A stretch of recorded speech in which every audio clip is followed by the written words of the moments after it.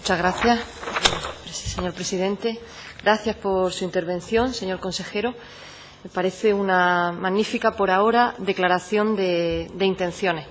Tienen que cambiar muchas cosas en Andalucía por varios problemas que ha señalado a lo largo de su intervención para lograr eso, ¿no? Que el emprendimiento se centre en lo que el Grupo Parlamentario Podemos entiende que tiene que ser el centro del emprendimiento, y es que tiene que estar íntimamente ligado a la innovación. Porque si distinguimos entre actividades de emprendimiento que no son innovadoras y actividades de emprendimiento innovadoras, la principal carencia que tiene Andalucía es la actividad emprendedora innovadora.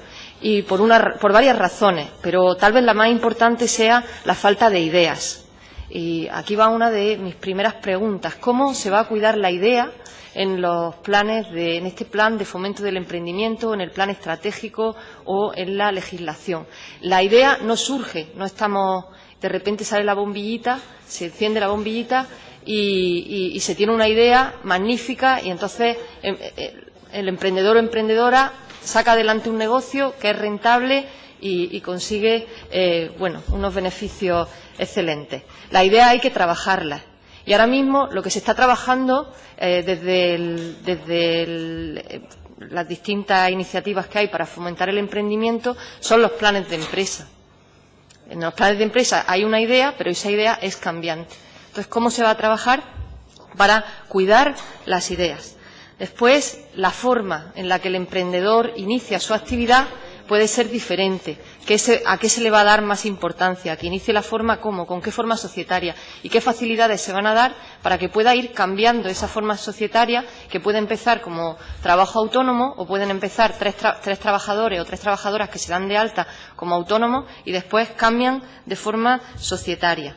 En Andalucía hay dos factores, según el que usted también creo que ha utilizado esta fuente, el Global Entrepreneurship Monitor, que dificultan el emprendimiento: el miedo al fracaso y al fracaso o a la pérdida, y también la falta de financiación. El entorno es fundamental para emprender. Si no tenemos un entorno adecuado, pues los emprendedores o las emprendedoras no dan el paso para iniciar el emprendimiento. Y en Andalucía tiene una de las valoraciones más bajas en la mayoría de las condiciones de su entorno, junto con Galicia y con Cataluña. ¿Qué medidas se adoptarán para modificar, por lo menos, esa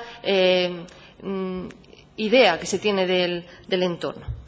Respecto a las cifras, ha comentado ya algunas cosas. Si tomamos tres frases, y también según datos del GEM, en las tres etapas sobre las que hay que intervenir, hay dos en las que Andalucía, que ya lo ha mostrado usted, tanto en las intenciones que la población tiene para emprender como en las empresas nacientes o nuevas, es decir, en la tasa de actividad emprendedora, en las que estamos por encima de la media española.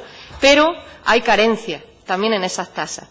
Una de ellas es formativa, porque el emprendedor potencial, tanto el emprendedor potencial como en la tasa de actividad emprendedora, nos encontramos con que en la mayoría de los casos son varones, la mayoría son varones, con una edad comprendida entre los 35 y los 44 años, y ahí, ¿qué se va a hacer con esta carencia que hay en el emprendimiento para las mujeres?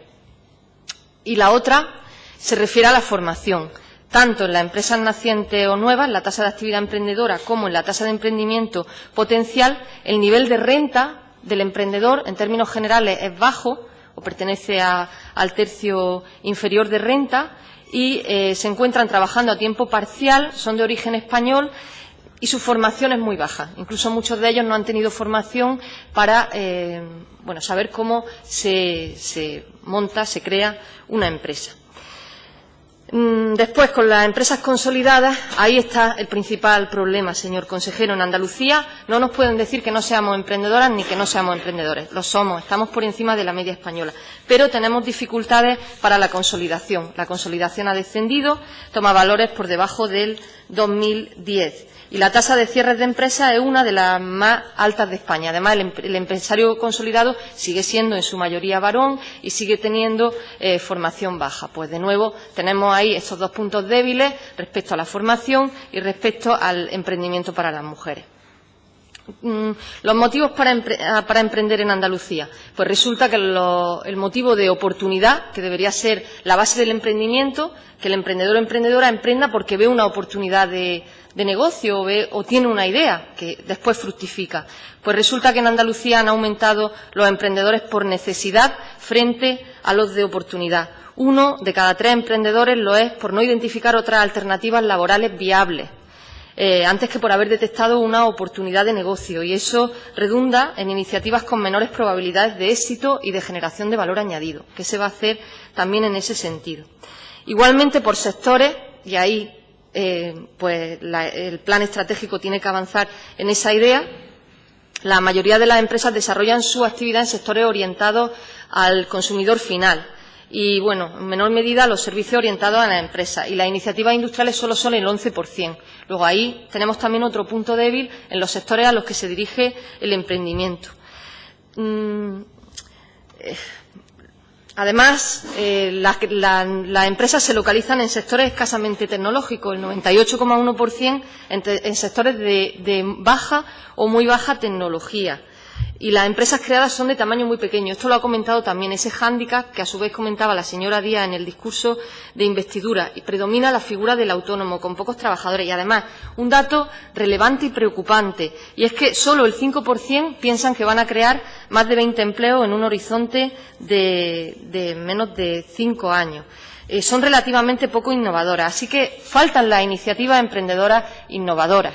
¿Cómo se va a poner en el centro el emprendimiento innovador y este miedo que se tiene, ¿no?, respecto a la falta de financiación y al entorno? Y bueno, por ahora ya está. Muchas gracias. Muchas gracias, Zárraga. Tiene la palabra el Grupo Socialista. 7 minutos. Gracias, señor presidente. Gracias, señor consejero. Bueno, en primer lugar, hacer una aclaración conceptual a la portavoz de Ciudadanos y al portavoz del Grupo Popular. Que el autónomo no coincide con el emprendedor innovador, ni el emprendedor innovador tiene que coincidir con el autónomo, porque se suele hacer esa igualación entre autónomo y emprendimiento, y el proceso de emprendimiento es mucho más largo. Puede empezar con una forma societaria que no tiene por qué ser el trabajo autónomo, y aunque empiece con el trabajo autónomo puede evolucionar hacia otras formas societarias.